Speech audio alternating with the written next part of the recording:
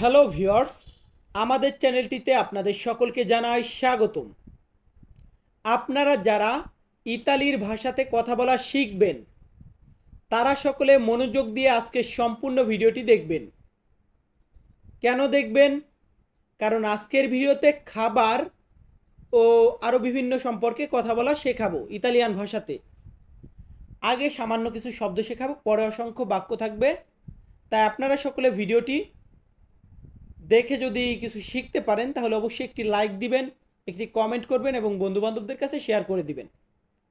তো ভিউয়ার্স, আর বেশি কথা বলবো না, চলুন আমাদের আজকের ভিডিওটি শুরু করা যাক। যাই বলেছি যে আগে কিছু শব্দ শেখাবো, তো এখানে আমরা 7টা শব্দ রেখেছি। এখন এই শব্দগুলো আপনাদের কাছে কমনও হতে পারে আবার আনকমনও হতে পারে। যারা একদম নতুন তারা শিখতে পারবেন, আর যারা পারেন তারা তো অবশ্যই পারেনি, তারা দেখবেন, চর্চা করবেন, এটাই। তো এখন আছে কি ভাত। ভাতকে আমরা ইতালিয়ান ভাষাতে বলবো রিজো। রিজো মানে হচ্ছে ভাত। ভাতের পরবর্তীতে আছে রুটি। রুটিকে আমরা ইতালিয়ান ভাষাতে বলবো পানে। ইতালিয়ান শব্দার্থ পানে মানে হচ্ছে রুটি। তার পরবর্তীতে আছে আমি চাই, মানে কোনো কিছু আমি চাই, এটা বলতে গেলে আমরা ইংরেজিতে বলি আই ওয়ান্ট, কিন্তু আমরা ইতালিয়ান ভাষাতে এটাকে বলবো ভয়ো। ভয়ো বা কিছু ক্ষেত্রে আমরা ভলিও বলে থাকি, বাট আমরা ভয়ো সঠিক উচ্চারণ হবে। এর পরবর্তীতে আছে কি রান্না করা, মানে আমরা যে রান্না করি এই রান্না করা এটাকে আমরা ইতালিয়ান ভাষাতে বলবো কুচিনারে। কুচিনারে মানে হচ্ছে রান্না করা। তার পরবর্তী শব্দটি আছে কেক। কেক এটাকে আমরা ইতালিতে কি বলবো? আমরা বলবো তোর্তা। তোর্তা মানে হচ্ছে কেক। তার পরবর্তীতে আছে মাংস। মাংস বা গোস্ত এটাকে আমরা ইতালিয়ান ভাষাতে বলবো কার্নে। কার্নে ইতালিয়ান শব্দার্থ, এটার বাংলা হচ্ছে মাংস বা গোস্ত। এরপরে লাস্টে যে শব্দটি আছে সেটা হচ্ছে ডিম। ডিমকে আমরা ইতালিয়ান ভাষাতে বা ইতালিতে কি বলবো? আমরা বলবো উওভো। উওভো, বা যখন আমরা একদম মানে ইতালিয়ান আর্টিকলের সাথে করে বলবো তখন আমরা বলতে পারি লুওভো। লুওভো। তো সঠিক যে মানে আর্টিকেল ছাড়া যেটা হবে সেটা হবে উওভো মানে ডিম। তো যাই হোক, এখন আমরা বাক্য শেখানো শুরু করব, সেন্টেন্স মেক করব। এখন প্রথম বাক্যটি রেখেছি, তুমি এখন কি করবে। কাউকে প্রশ্ন করব যে আপনি, প্রশ্ন করতেছি যে আপনি এখন কি করবেন বা তুমি এখন কি করবে। এটা যদি কাউকে আমি ইতালিয়ান ভাষাতে বলতে যাই আমি বলবো কজা ফারায় ওরা। কজা ফারায় ওরা মানে তুমি এখন কি করবে বা আপনি এখন কি করবেন। কজা ফারাই মানে কি করবে, ওরা মানে এখন। কি করবে এখন বা তুমি এখন কি করবে, একই তো। তো যাই হোক, দ্বিতীয় বাক্যটি এখানে আছে, আমি রান্না করতে চাই। ধরুন আপনাকে কেউ বললো যে তুমি কি করবে, আপনি বললেন আমি রান্না করতে চাই। এটা বলতে গেলে আমরা বলবো ভয়ো কুচিনারে। ভয়ো কুচিনারে বা ভলিও কুচিনারে এমনটা বলতে পারেন।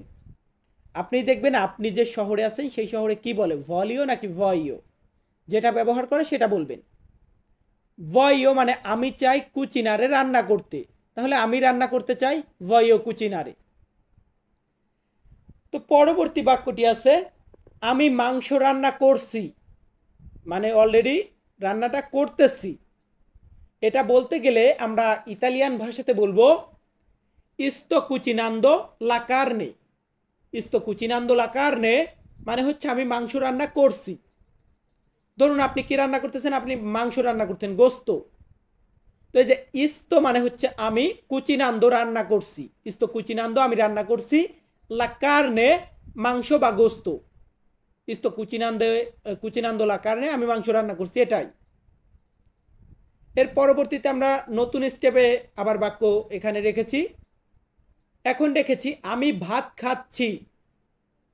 ভিউয়ার্স, কথাটা বোঝার চেষ্টা করুন, আমি ভাত খাচ্ছি, যেটা মানে এটা বলতে গেলে ইংরেজিতে আমরা ইউজ করি I am eating rice. Eating মানে রানিং, আইএনজি আছে। তো তো এই ইতালিয়ান ভাষাতে আমরা বলবো sto mangiando riso। ইস্তো মানে কি? ইতালিয়ান শব্দার্থ ইস্তো মানে হচ্ছে আমি, ইস্তো মানে আমি, সুনো মানে আমি, ইও মানে আমি। তো আমরা যখন বলবো আমি ভাত খাচ্ছি তখন আমরা ইস্তোর ব্যবহার করব। মানজান্দো মানে খাচ্ছি, মানে অলরেডি রানিং, খাচ্ছি, রানিং চলতেছে খাওয়াটা। ইস্তো মানজান্দো আমি খাচ্ছি। কি খাচ্ছি? রিজো। রিজো মানে কি? রিজো মানে ভাত। ইস্তো মানজান্দো রিজো, আমি ভাত খাচ্ছি। আমার কথা কি বোঝা যায়? যদি আমার কথাগুলা সুন্দরভাবে বুঝতে বা ক্লিয়ারভাবে বুঝতে পারেন তাহলে আমার ভিডিও দেখে আমার সাথে সাথে বলবেন, এতে করে আপনাদের মুখের জড়তাটা কেটে যাবে। তো ভিউয়ার্স, এর পরবর্তী বাক্যটি রেখেছি আমি রুটি খাচ্ছি। উপরে বলেছি আমি ভাত খাচ্ছি, এখন বলতেছি আমি রুটি খাচ্ছি। তো এই যে একই কিন্তু আমরা শব্দ ব্যবহার করব। আমরা বলবো ইস্তো মানজান্দো পানে। ইস্তো মানজান্দো রিজো আমি ভাত খাচ্ছি, ইস্তো মানজান্দো পানে আমি রুটি খাচ্ছি। ইস্তো মানজান্দো আমি খাচ্ছি মানে রিজো মানে ভাত আর পানে মানে রুটি, এতটুকুই ডিফারেন্ট। পরবর্তীতে আরেকটি বাক্য রেখেছি একই রকম, যে আমি কেক খাচ্ছি। আমি কেক খাচ্ছি।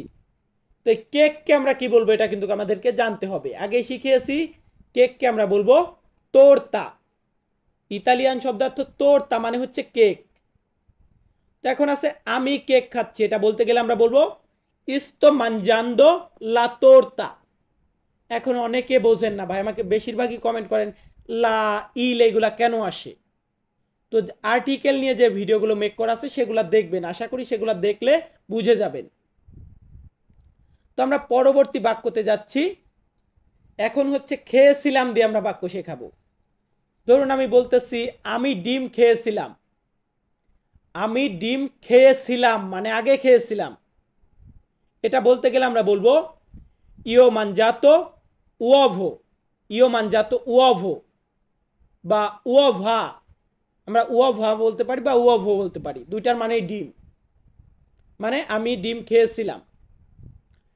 এরপর রেখেছি আমি ফল খেয়েছিলাম। ভিউয়ার্স, আমার কথাগুলা বুঝবেন। আমি ফল খেয়েছিলাম, এটা বলতে গেলে আমরা বলবো ইও মানজাতো লা ফ্রুত্তা। ইও মানজাতো লা ফ্রুত্তা। ফ্রুত্তা, ফ্রুত্তা মানে ফল, ইও মানজাতো আমি খেয়েছিলাম। তো এখানে আমরা আরেকটি জিনিস ব্যবহার করতে পারি, সেটা হচ্ছে ইও মানে কিন্তু আমি, সুনো মানেও আমি, ইস্তো মানেও আমি। আমি এখানে দিয়েছি ইও মানজাতো, মানে এইখানে দুইটার ক্ষেত্রে ইও মানজাতো দিয়েছি। বা আমরা ইওকে বাদ দিয়ে অ ব্যবহার করতে পারি, অমানজাতো ফ্রুত্তা, অমানজাতো উওভো। যেমন নিচেরটার অর ব্যবহার দিয়েছি, বুঝে নিন। ধরুন আমি বলতেছি আমি মাংস দিয়ে ভাত খেয়েছিলাম। আমি মাংস দিয়ে ভাত খেয়েছিলাম, এটা বলতে গেলে আমি ইতালিয়ান ভাষাতে বলবো অমানজাতো রিজো কোন কারণে। অমানজাতো রিজো আমি ভাত খেয়েছিলাম কোন কারণে, সাথে মাংস বা মাংস দিয়ে। এখন অমানজাতো মানে আমি খেয়েছিলাম, আমি যদি বলতাম ইও মানজাতো তার মানে ভুল হতো বা একটা ইতালিয়ান বুঝতো না।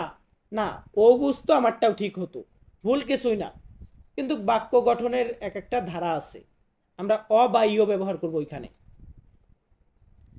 এখন ধরুন আমার বাড়িতে কেউ এসেছে, আমি তাকে বলতেছি ঠান্ডা পানি পান করো, মানে তুমি ঠান্ডা পানি পান করো। এটা বলতে গেলে আমরা বলবো বেরে আকোয়া ফ্রেদ্দা। বেরে আকোয়া ফ্রেদ্দা মানে ঠান্ডা পানি পান করো বা ঠান্ডা পানি পান করেন। বেরে মানে পান করা, আকোয়া মানে পানি, ফ্রেদ্দা বা ফ্রেদ্দো মানে হচ্ছে ঠান্ডা। এর পরবর্তীতে ধরুন আবারও কাউকে বলতেছি তুমি মদ পান করো। মদ বা অ্যালকোহল জাতীয় যেটা, বোঝেনি তো, এটাকে আমরা বলবো, মানে কাউকে যদি বলতে যাই তুমি মদ পান করো, তাহলে আমরা বলবো তু বেরে আলকোহলি। তু বেরে আলকোহলি, বেরে মানে পান করা, তু মানে তুমি, বেরে মানে পান করো, এখানে বোঝানো হয়েছে তু বেরে তুমি পান করো, আলকোহলি মানে অ্যালকোহল। আমি যদি বলতাম তু বেরে বিররা, তুমি বিয়ার পান করো। তো ভিউয়ার্স, এর পরবর্তী বাক্যটি রেখেছি। ধরুন আমি কফি খাচ্ছি। আমি কফি খাচ্ছি, আসলে কফিকে তো আর চিবিয়ে চিবিয়ে খাই না, কফিকে আমরা খাই পান করি, মানে পানিও কিন্তু পান করি, জুস পান করি। তো যে আমি কফি পান করছি, এটাকে আমরা ইতালিয়ান ভাষাতে বলবো ইস্তো বেবেন্দো কাফে, ইস্তো বেবেন্দো কাফে। এখন অনেকে বলতে পারেন ভাই পান করো, এখানে এখানে উপরে দুটা দিয়েছেন বেরে, আবার নিচে দিলেন বেবেন্দো, আসলে মতলবটা কি?